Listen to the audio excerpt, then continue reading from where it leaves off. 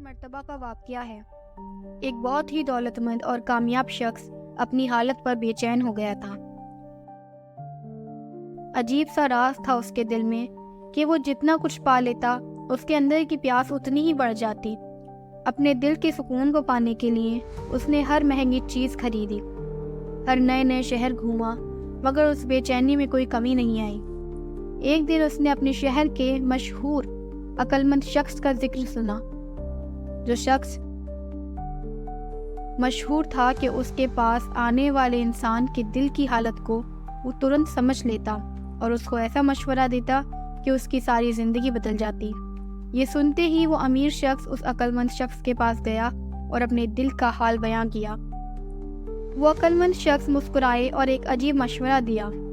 اس نے کہا، تم ایک سفر پر نکل جاؤ اور ایک ایسا گھر تلاش کرو جہاں صرف خوشی ہو، دکھ یا بے چینی کا کوئی نشان نہ ہو۔ جب تم ایسا گھر پا لو تو تمہیں تمہارے سوالوں کا جواب مل جائے گا۔ یہ عجیب مشورہ سن کے وہ شخص حیران ہو گیا، لیکن اس نے یہ سوچ کے سفر پر نکلنے کا فیصلہ کیا کہ شاید اس سفر میں اس کے دل کا سکون چھپا ہے۔ سفر شروع ہوتا ہے اور وہ شخص شہر شہر اور گاؤں گاؤں گھومتا ہے۔ ہر جگہ وہ اپنا سوال پوچھتا ہے، کیا یہاں کوئی ایسا گھر ہے جہاں صرف خوشی ہو؟ لوگ ہمیشہ اس شخص کو کہتے، ہمارے گھر میں خوشی تو ہے، لیکن ساتھ ہی ہماری مشکلیں بھی ہیں، ہمارے دکھ بھی ہیں اور ہماری پریشانیاں بھی ہیں۔ ہر نئے گھر میں نئی مصیبتیں، نئے دکھ۔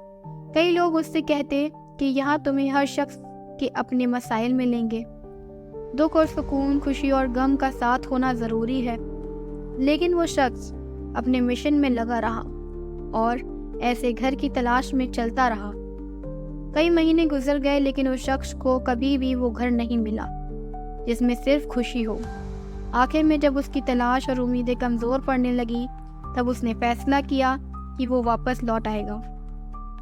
جب وہ واپس عقل مند شخص کے پاس پہنچا تو اس نے دل سے اس شخص کا شکریہ ادا کیا۔